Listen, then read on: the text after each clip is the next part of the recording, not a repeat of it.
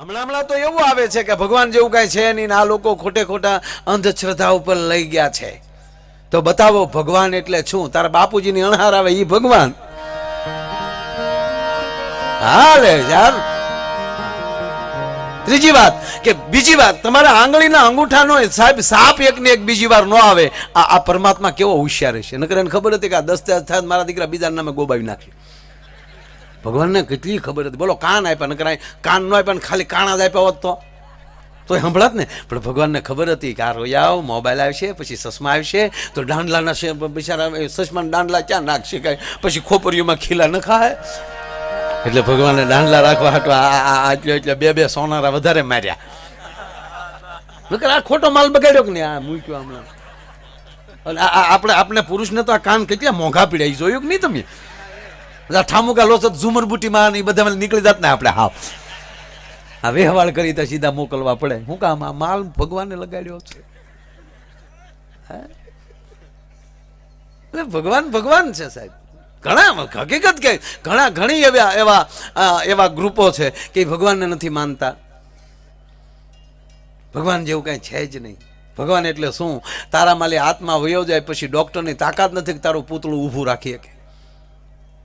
સારું જીવ વયો જાય છે સાહેબ, તો શરીરમાંની એક પણ વસ્તુ ઘટતી નથી, ઓછી નથી થતી, પણ છતાં તૂટી જાવ તો ઊભો ન ઘડીક રહે, ભગ દિન મળી જાય. અને પાછું કેવું થાય સાહેબ, સા ગરમ હોય ને આપણે ઢબ દિન ઓલાઈ ગયા હોય. બોલો આપણે ઠરી ગયા હોય, બીડી જગતી હોય, આપણે ઓલવાઈ ગયા હોય. એ હાલે લેતા તો ઢબ દિન ગયો હોય. બોલો પછી ડોક્ટરો ધમ કરે, પણ એ તો પછી બિલ વધારવાના ધંધા છે સાહેબ. ટાટર પડી ગયા પછી ખોટું રિપેરિંગમાં નાખવું નહીં. હા, અને શરીરને છે ને ભાઈ, શરીર એની રીતે જ સારું થાય છે. બહુ બીવું નહીં. ચેક કરાવો ને આમ કરો. નવી ગાડી ખોલાવો ને સાહેબ તો એ રીંગું નાખવી જ પડે. એટલે બિલકુલ કોઈએ ખોટું આ કંપની ફિટિંગ રહેવા દેવું. હા, એક ભાઈ તો રાતના ઝંખતા હતા, તો હોસ્પિટલ એના પત્ની લઈ ગયા. એ કે સાહેબ તમારા ભાઈ છે ને રાતના ઝંખે બહુ, નીંદરમાં બહુ બોલે. તાક બેન આલજો આ ટીકડી આપું ને, એને 3 ટાઈમ પાજો, નહીં બોલે. તાકે બોલતા બેન નથી કરવા, તાક તો થોડુંક સોખું બોલે એવું કરો. કોકનું નામ લઈને સમજાતું નથી. એ કોકનું નામ ગંગણે છે.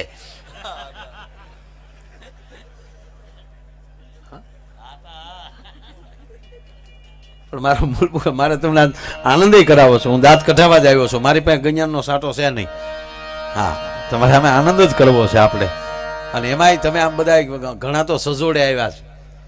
હા, એનો અર્થ એ છો કે તમે સુખી છો. હા, આવો બે ભાઈ આવો. હા ભાઈ અમે બે ખરેખર ખાધેલ પીધેલ છોકરા મને બહુ ગમે. અમુકના છોકરા થાવ હાઠીકા જેવા હોય. હા, ભાખરીનો કટકો આપીને પછી કે ડીગી ડીગી ડીગી, બાપો આવે તો ડીગી ડીગી ન થાય. અને માખણના લોંદા ખવડાવો. અમારો મુનો કોઈ નહીં અરે બોલીએ જ નહીં, બોલતો કરીને. હા, બાળક તો કાનુડા જેવો જ હોવો જોઈએ સાહેબ, નટખટ. હા, બાળપણ કૃષ્ણ જેવું, યુવાની ભગવાન રામ જેવી મર્યાદા. હા, કૃષ્ણએ લીલા કરી પણ 11 વર્ષ સુધી જો કાનુડાઓ. ગુગા કાઢ મેં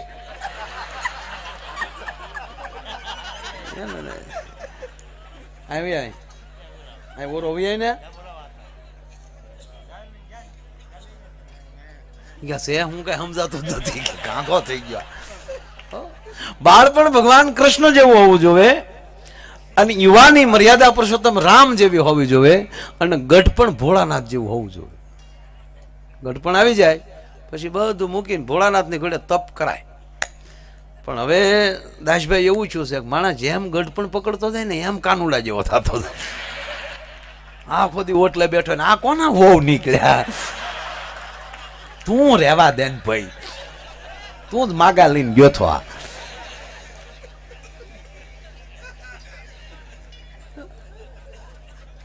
એની કરતા બહેનોનો સ્વભાવ સારો આપણા પુરુષ કરતા.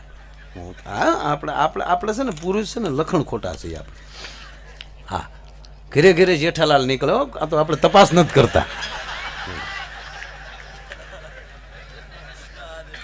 દયા ભાભી બિચારા પૂછે જીમા માને નથી જમવું, ત્યાં તો બારી માલી બબીતાજી દેખાણા હોય. માપ માર્યો. ખરેખર આવા સિરિયલો ને આ બધા છે માણસને કંઈક સંદેશો દેતા હોય છે, એમાં કંઈક સંદેશો પકડી લેવો, એ પાત્ર ન થઈ જવું, સમજાય ને. ખરેખર આપણા પુરુષમાં સ્ત્રીમાં ફેર કેટલો છે ખબર? આમાં ક્ષમા છે બહેનોમાં, એટલી પુરુષમાં ક્ષમા નથી. સ્ત્રીમાં દયા છે. એ જ માં છોકરાની ફરિયાદ કરે કે આને કોને યાર બહુ તોફાન કરે, તો આપણે તો વાટે જ બેઠા હોય. અમુક બાપુજી તો પેલી ખીજાવા જ આવ્યા, સીધો પકડી નાખવા જ મળે. સાહેબ તરત માને દઈ આવે. મેં તમને મારવાનું નહોતું કીધું, ડારો દેવાનું કહેતી હતું. બોલો કે કહેવું જોવે ને, અમારે તો અહીં તમે કીધું નથી ને ઉપાડ કર્યો નથી. એક ભાઈના છોકરાને બહુ મારતા હતા, ત્યાં પાડોશી બધા આવ્યા દોડી દોડીને કે રહેવા ગયો ને શું કામ મારો, શું કર્યું છોકરા એવું તોફાન? ત્યાં હજી કંઈ કર્યું નથી, તોફાન કાંઈ નથી કર્યું. તક તો શું કામ મારો? તક કાલ પરિણામ છે છોકરાનું. તક કાલ પરિણામ છે તો આજ શું કામ મારો? તક કાલ હું બહાર ગામ જવાનો છું. બોલો કેટલો બાપુજીને ભરોસો હશે કે ત્રણ વિષયમાં ઉડ્યો જ હોય એમ.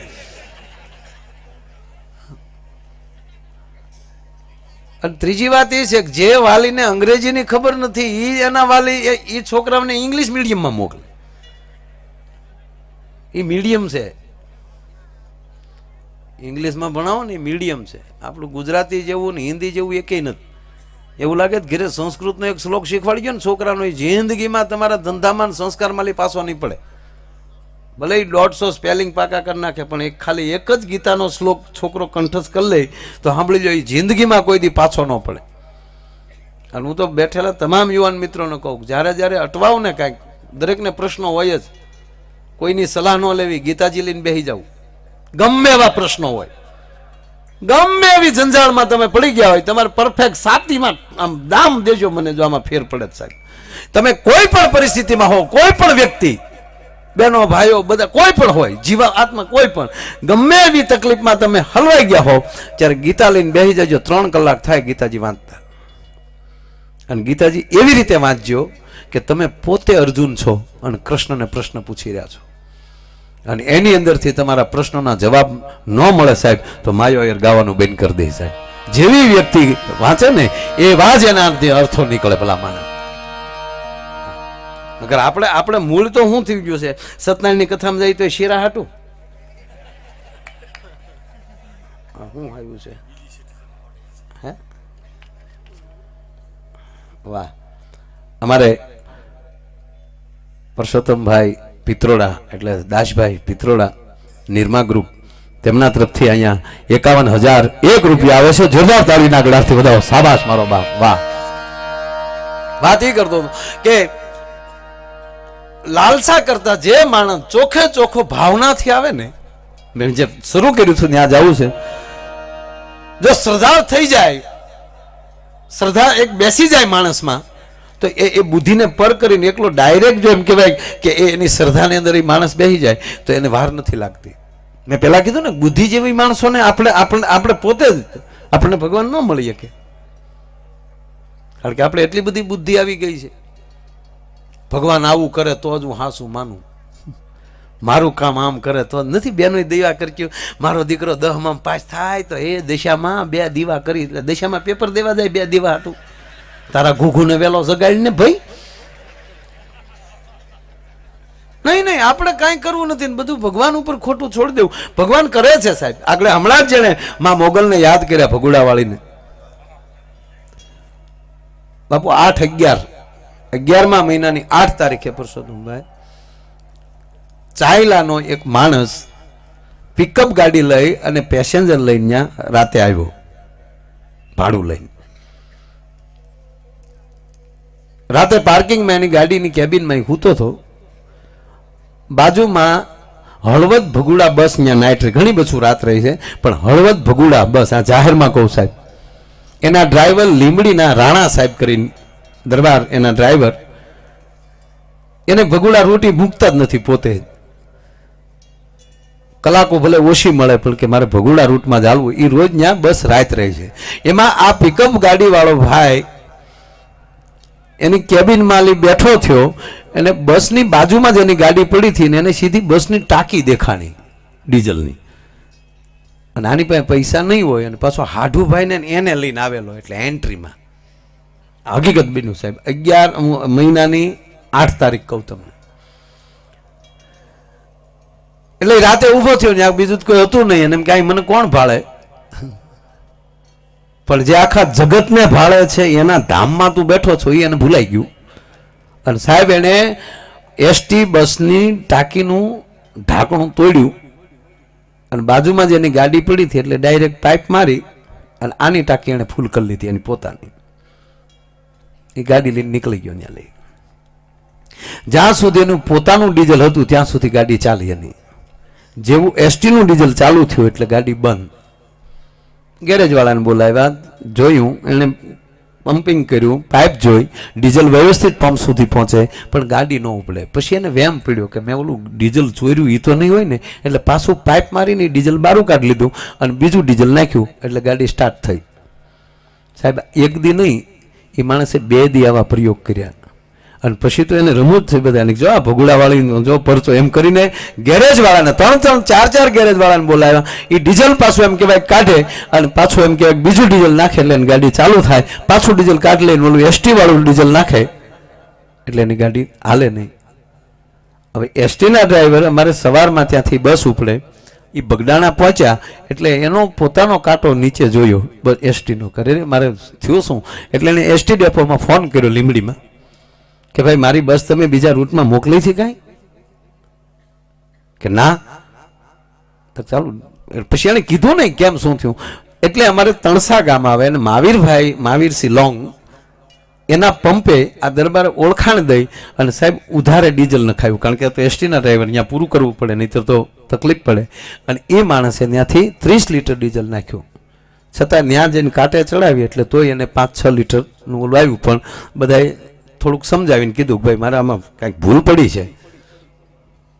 સાહેબ 11 તારીખે 8 તારીખની આ ઘટના અને 11 એ ઓલા એક સાહેબ આપણા કહેવાય એસટી ડ્રાઈવરનો નંબર ગોતી અને કીધું કે સાહેબ તમારી ગાડીમાંલી તમારી એસટી બસમાંલી મેં ડીઝલ કાઢ્યું છું, માટે ભગુડાવાળાને કહો મને માફ કરે અને હું તમારું ડીઝલ દેવા આવું છું. અને ત્યારે દરબારે કીધું રાણા સાહેબે કે મેં તો ડીઝલ પૂરી દીધું, હવે તારે એ ડીઝલ ભગુડા દેવું તો દઈ દે દોસ્ત, પણ કોઈ દી આવો સારો ન કરતો. સાહેબ આ હજી ગઈ 11મા મહિનાની વાત જો હોય તો આનાથી વધારે પુરાવા દેવાના શું હોય. પણ આપણે કાંઈક ને કાંઈક ખોટી લાલચે જતા હોય અથવા તો આપણા સ્વાર્થે કાંઈ કરતા હોય તો પછી ન ચાલે.